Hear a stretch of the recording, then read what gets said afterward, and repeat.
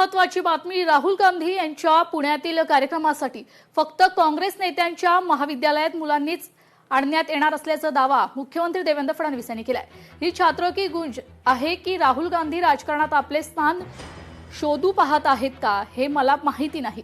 त्यांनी सरसकट तरुणांशी संवाद साधला असता तर आनंद वाटला असता। माझ्याकडे जी माहिती आहे त्यामध्ये काँग्रेसच्या नेत्यांद्वारे संचालित जी महाविद्यालय आहेत तेथील मुलांचीच रजिस्ट्रेशन करायचं आणि त्यांना तिथेच आणायचं असं आदेश देखील देण्यात आले असं फडणवीस म्हणाले। तर यावरून आता काँग्रेस नेते सतेज पाटील यांनी प्रत्युत्तर दिलंय।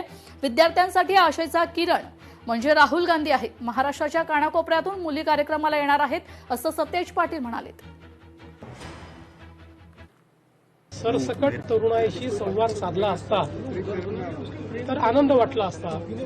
माझ्याकडे जी माहिती आहे त्यामध्ये काँग्रेसच्या नेत्यांच्या द्वारे संचालित जी महाविद्यालय आहेत त्यातल्याच मुलींचं रजिस्ट्रेशन करायचं आणि त्यांनाच तिथे आणायचं अशा पद्धतीचे आदेश आहेत। पण ठीक आहे, तेही आपल्याच मुली आहेत। महाराष्ट्रातल्या कानाकोपऱ्यातून मुली या कार्यक्रमासाठी येत आहेत।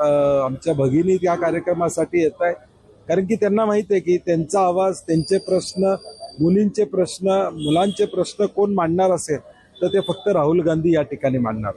नीटचा विषय असू दे किंवा या देशातले 150च्या वर पेपर जे फुटले, हा मुद्दा राहुलजींनी देश पातळीवर घेतलेला आहे। त्यामुळे आज पुण्यामध्ये ते येत आहेत, याची दखल त्यांनी सुद्धा त्या ठिकाणी घेतलेलं आहे कारण की त्यांना माहिती आहे की या विद्यार्थींना आशेचं किरण देणारे नेतृत्व म्हणजे राहुलजीच आहेत।